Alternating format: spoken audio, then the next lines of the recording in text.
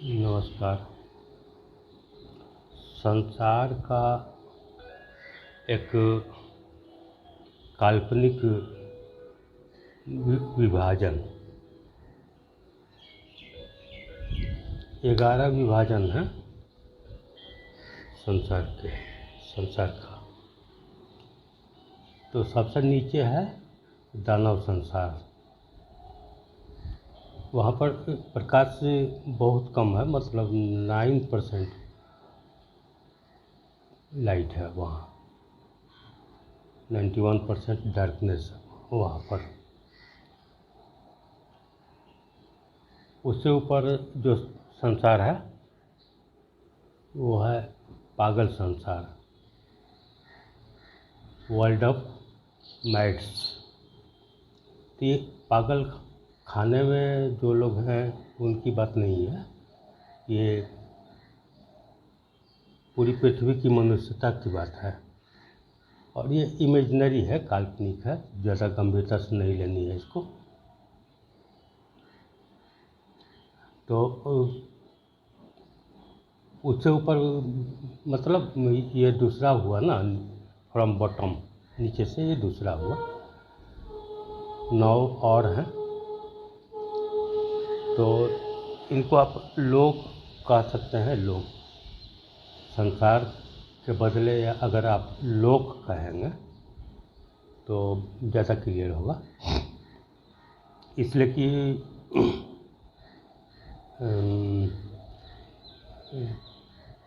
लोक और आलोक दो हैं। ये 11 में ही लोक और आलोक दो प्रकार हैं। क्या है? संसार दो प्रकार के हैं। 11 संसार में दो प्रकार के संसार हैं। लोक संसार, लोक उसको कहा जाता है, संसार नहीं कहा जाता, लोक कहा जाता है, और आलोक कहा जाता है। तो ये लोक में है, दानव संसार, पागल संसार, ये सब लोक में आता है। अब पागल संसार में भी, माने पागल लोक में भी दो प्रकार के लोग हैं। लोक का मतलब स्त्री पुरुष दोनों, कोई भी हो सकता है। और यहाँ पर जो डार्कनेस है वो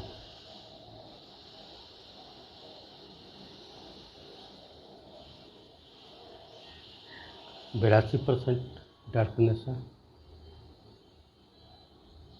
मतलब लाइट थोड़ा बढ़ा है, 18% हो गया है लाइट। लेकिन ये मन का जो कहा गया है कि 4 स्टेज है,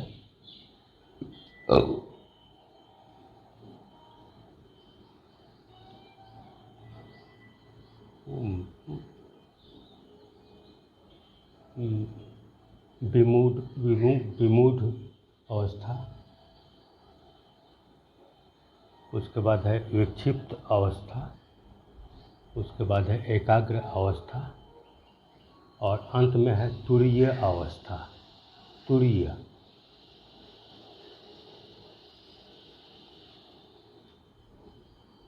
तो विमूढ़ अवस्था में दानव है, और विक्षिप्त अवस्था में पागल हैं। उनको वो सोच नहीं पाते हैं, निर्णय सही नहीं ले पाते हैं। वो उनके भीतर औच पौच की स्थिति हमेशा होती है। तो वो कभी कुछ निर्णय ले लेंगे, कभी कुछ निर्णय ले लेंगे। कभी दानवों के तरफ झुकाव उनकी हो जाएगी, कभी देवों की तरफ। आंतरिक प्रवृत्ति की बात कर रहा हूँ मैं। वैसे देवताओं की पूजा तो सभी करते हैं, दानव भी करते हैं, और मनुष्य भी करते हैं, पागल भी करते हैं, वानर भी करते हैं, साधक भी करते हैं। जितने भी मतलब लोक के प्राणी हैं वो सभी देवताओं की पूजा करते ही हैं। किसी न किसी देवता से, किसी न किसी गुरु भी तो देवता ही लोग हुआ। आध्यात्मिक गुरु अगर कोई है तो वो भी देवता ही हुआ, तो उससे जुड़े हुए होते हैं। किसी भी लोक का प्राणी का मतलब मनुष्य, तो किसी भी लोक का मनुष्य चाहे नर हो या नारी हो, वो किसी न किसी देवता या देवी से के प्रति उसके मन में आस्था होती है, उससे जुड़ाव उसका बना हुआ रहता है, सतत जुड़ाव बना हुआ रहता है। ये आंतरिक स्थिति है, लेकिन ये मतलब हृदय की स्थिति है। लेकिन मन की जो स्थिति है, ये जो मन की 4 अवस्थाएं जो कही गई है, विमूढ़ा अवस्था, विक्षिप्तावस्था, एकाग्र अवस्था, एकाग्रता बनी रहती है उसमें। किसी भी विषय पर चिंतन कर सकता है वो व्यक्ति, चिंता से मुक्त होता है लगभग। कभी कभी चिंता आती है, लेकिन फिर वो मुक्त हो जाता है, इसलिए कि वो निर्णय ले लेता है अपना, एकाग्रचित है ना। तो कोई चिंता भी आई तो उसको सोच समझ के अपना डिसाइड कर ले कि क्या करना है, बात खत्म हो गई। अब चिंता में उलझा हुआ नहीं है, फ्री हो गया, उसका मन जो है, उसका माइंड जो है, मस्तिष्क जो है वो फ्री हो गया।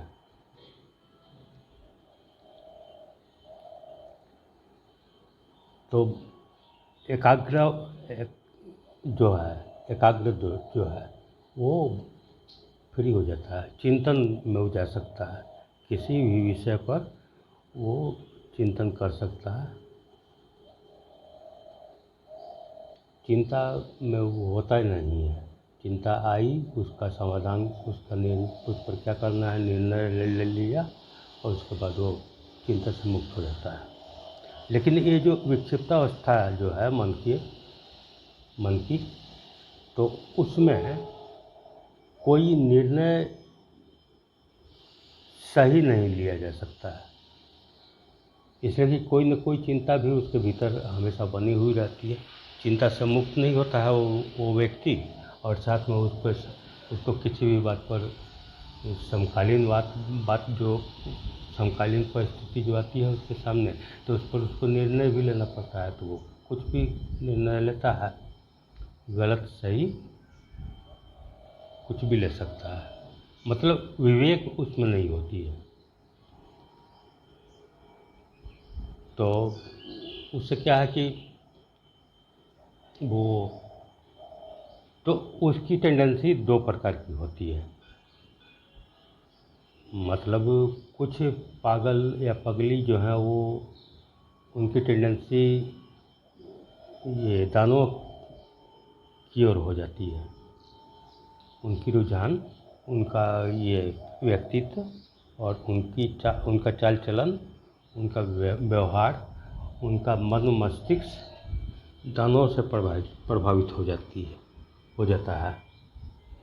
और कुछ पागल पगली जो हैं, परसेंटेज कम होता है उसका, वो देवों के चरित्र से, देवों के विचारधाराओं से, देवों के संस्कार से ये प्रभावित हो जाता है।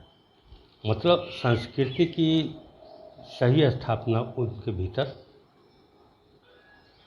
अधिक रहती है। दानवों की तरफ भी कभी कभी झुकाव उनकी भी हो जाती है, लेकिन अधिकतर वो देवों के से ज़्यादा प्रभावित रहते हैं। तो उनकी मनोवृत्ति, उनके कर्म और इनके कर्म जो दानव की प्रवृत्ति को ज़्यादा ग्रहण कर रहे हैं, दोनों में मतलब एकदम विरोधाभास है, विरोध ही मिलता है, विरोध का ही आभास होता है। एक ऊपर की ओर उन्मुख हैं और एक नीचे की तरफ वो ढलान पर है, उनकी ये जीवन यात्रा जो है वो ढलान पर है। वो आज नहीं कल वो कुछ गलत काम करेंगे ही, और जिसका परिणाम उनको गलत ही मिलने को है, दुख की खाई में गिरेंगे। तो ये बात है। तो ये प्रतिशत अगर देखा जाए तो काफ़ी कम होती है देवोन्मुख मुख के लिए, मुखों की, मतलब देवताओं के प्रति जिसके भीतर रुझान है, उनकी प्रवृत्ति देवताओं को ये फॉलो करती है, मतलब ये अनुसरण करती है। और जिनकी प्रवृत्ति दानवों का अनुसरण करती हैं, अब फलना नेता क्या कहा है तो फलना वो दादा क्या कहा है उसके मुताबिक उसका जो है वो विचार ये होता है, चलता है उसके भीतर। तो ये सारी बातें हैं जो कि मतलब फर्क है। तो बात तो इतनी ही है। शायद सोचा था कि शॉर्ट बनाऊंगा, लेकिन बात पूरी नहीं हुई। एक रिकॉर्डिंग किया था तो उसमें 4 मिनट हो गया, तो इसलिए फिर यहीं बनाना पड़ा। ये छोटा वीडियो है। अब है कि ये तो सिर्फ इंफॉर्मेटिव है। अभी मैंने पृथ्वी की जो मनुष्यता है तो उसकी अगर प्रतिशत लिया है तो 3 से 5% लोग दानव संसार में है। पूरी ये आबादी पृथ्वी की जो है उसकी बात मैं कर रहा हूँ, किसी देश से की बात नहीं कर रहा हूँ। तो 3 से 5% मनुष्य दानव संसार में है। और इधर पागल संसार में 90% मान लीजिए, इतना तो है ही, इतना है ही। तो 90% और 3%, और पागलों में भी आपको 90 तो नहीं कहिए, उतना नहीं कहिए, 75% जो है वो निम्नगामी है। उनकी विचारधारा जो है निम्नगामी है, मतलब वो लोग दानवों से प्रभावित होते रहते हैं। और 25% जो है वो ऊर्ध्वगामी विचारधारा है उनकी, मतलब वो ऊपर अपने भीतर, अपने खुद के भीतर उन्नति, मतलब खुद का विकास करना चाहते हैं। अब दूसरे को वो तो नहीं कर सकते हैं, दूसरे के साथ नहीं कर सकते हैं वो काम। दूसरों का तो पता है कि वो वहीं रहेंगे, वहीं करेंगे, तो उनको तो साथ नहीं लेकर के चल सकता है। लेकिन उसके भीतर एक प्रवृत्ति होती है कि मैं अकेले निकल जाता हूँ इस दलदल से। वो मतलब वही है कि 3% और 90%, इतना में ये दो संसार कंप्लीट है। पूरी मनुष्यता की 93% में ले चुका है ये दोनों संसार।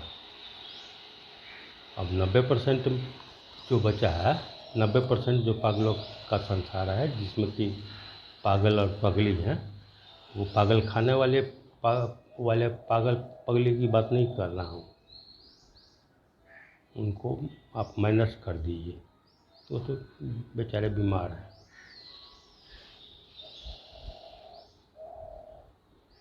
उनका इलाज डॉक्टर ही करेंगे, तो जो है उनका इलाज करने वाले वो करते हैं। मनोचिकित्सा की जो आवश्यकता है, तो मनोचिकित्सक भी इसमें कोई काम नहीं कर पाएगा।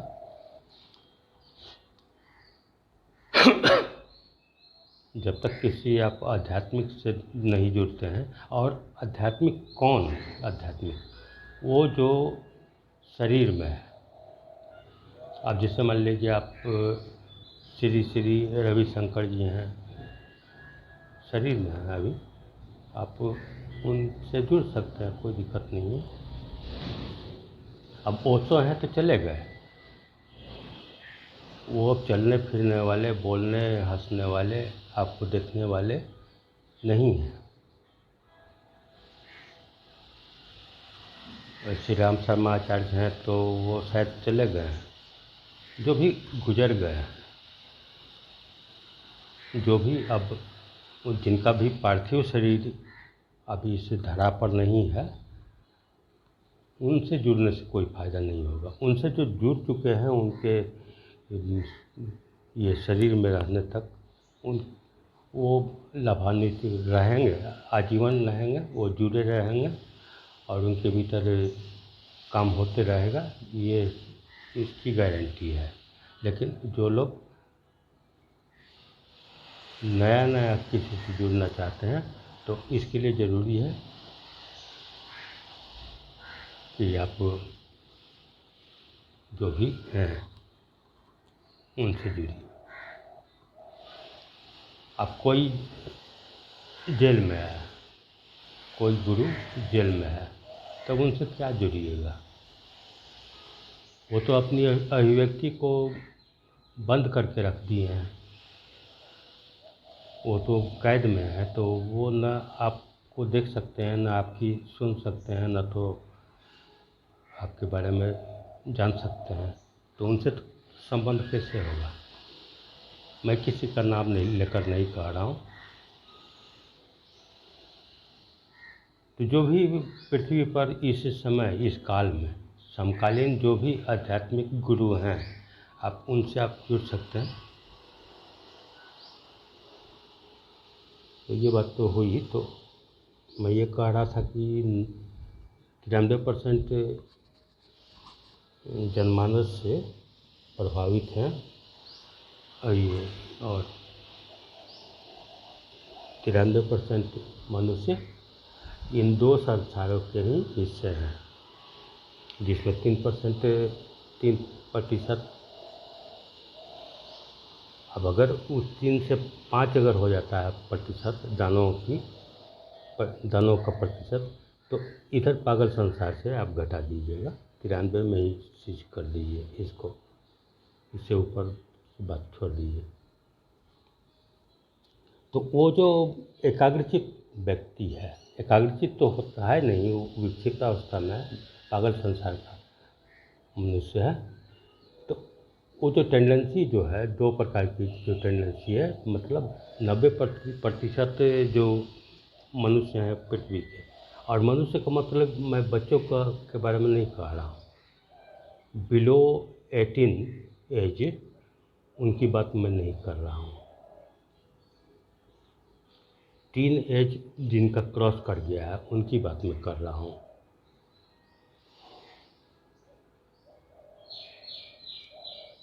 तो चाहे स्त्री हो या पुरुष हो, टीन एज को क्रॉस कर गए हैं। तो ना 19 होता है, 19 तक टीन होता है, 19 मानिए, 19 से जिनका क्रॉस कर गया मतलब 20 में जिनका प्रवेश हो गया, मतलब हैप्पी बर्थडे जिस दिन हो, जिस दिन आप खुद को 20 साल, मतलब 19 साल आप गुजार दिए हैं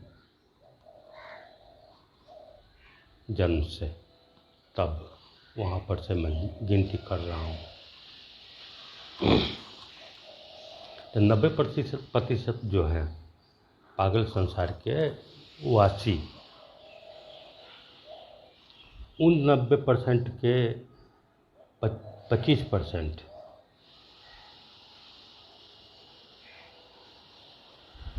वो ऊपर जाने के लिए प्रयास कर रहे हैं। तो मैं कह रहा था कि मनोविश्लेषक से अगर आप जुड़ते हैं तो वो काम नहीं होगा। आप अगर किसी आध्यात्मिक गुरु से जुड़ जाते हैं तो वो धीरे धीरे आपको ऊपर खींचेगा। अब आप खुद को कितना हल्का बना सकते हैं ये निर्भर करता है, वरना गुरु जो है कुछ नहीं कर पाएंगे। वो उनके भीतर कोई भार वजन नहीं होता है। गुरुत्वाकर्षण जो है वो किसी पर भी काम कर सकती है, लेकिन वो जो व्योमाकर्षण है, आकाश का जो आकर्षण है, तो वहाँ तो आप जितना हल्का होएंगे शरीर से, मन से,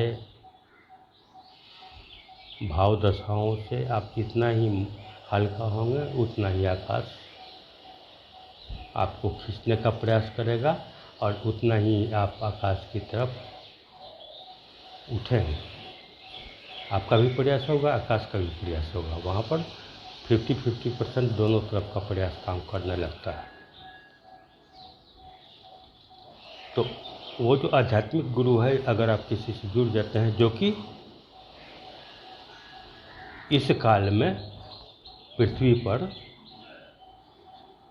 शरीर में हो, शरीर छोड़ दिया है, उनसे जुड़ने से कोई फ़ायदा नहीं मिले होने को है। ये मेरी धारणा है, मेरी समझ है। ये गलत भी हो सकती है, सही भी हो सकती है। इसके लिए मैं ऐसा नहीं है कि मैं अगर कुछ गलत कह रहा हूँ तो उसके लिए मैं क्षमा प्रार्थी हूँ। आपकी समझ में अगर ये जो बात मेरी गलत आ रही है तो उसके लिए मैं क्षमा प्रार्थी हूँ। मैं कोई महान व्यक्ति नहीं हूँ। मेरी अपनी छोटी मोटी सोच समझ है, उसके आधार पर मैं कुछ सोचता हूँ, समझता हूँ, उसको मैं कह देता हूँ। ऐसी बात नहीं है कि मैं कोई आध्यात्मिक गुरु हूँ, ऐसा नहीं है। मैं तो शिष्य भी नहीं हूँ, पूर्ण शिष्य भी नहीं। मेरे भीतर शिष्यत्व ही सही मायने में नहीं है, तो मैं गुरु होने की तो बात ही, पात्रता नहीं है मेरे भीतर। तो फिर मैं खुद को कैसे कहूँ कि मैं सिद्धि को उपलब्ध हूँ। गुरुत्व मेरे भीतर है। हालांकि गुरुत्व का अर्थ भी भारीपन होता है, लेकिन गुरु का शरीर चाहे कितना भी भारी हो, पेट चाहे कितना भी बड़ा निकला हुआ हो, कोई दिक्कत नहीं है। गणेश भगवान जैसा लगता है, कोई दिक्कत नहीं है। उसके शरीर को मत देखिए, 8 जगह से वक्र हो, अष्टावक्र हो, कोई दिक्कत नहीं है। शरीर को मत देखिए। उसके भीतर जो चेतना है, ये चेतना के ऊर्ध्वगमन और निम्नगमन की बात हो रही है। तो किसी भी आध्यात्मिक गुरु जो कि शरीर में है इस वक्त, इस समय, उससे जब आप जुड़ेंगे तो और आप कुछ ऐसा करेंगे, अपने दिनचर्या में कुछ परिवर्तन ला करके आप ऐसा करेंगे कि आपका शरीर भी थोड़ा हल्का हो रहे और मन भी हल्का रहे। कुछ आपकी भी कोशिश होनी चाहिए, कुछ उधर से भी कोशिश होगी, जिसके कारण आप, जिसके परिणाम स्वरूप आप ऊपर जाने लगेंगे। फिर आगे के संसार में आपका प्रवेश होगा। आगे के संसार के बारे में तो मैं नहीं कहने जा रहा हूँ इस वक्त, और ये काल्पनिक है, ये कोई सच में है नहीं, इसलिए इस पर ज़्यादा गंभीर होने की बात नहीं है। तो मैं ये कह रहा था कि अब कितना कहा जाए, इतना पढ़ी बात को ख़त्म कर दीजिए, आगे देखा जाएगा कल। तो नमस्कार और जय दीजिए। धन्यवाद दे रहा हूँ, आपने सुना। जय हो।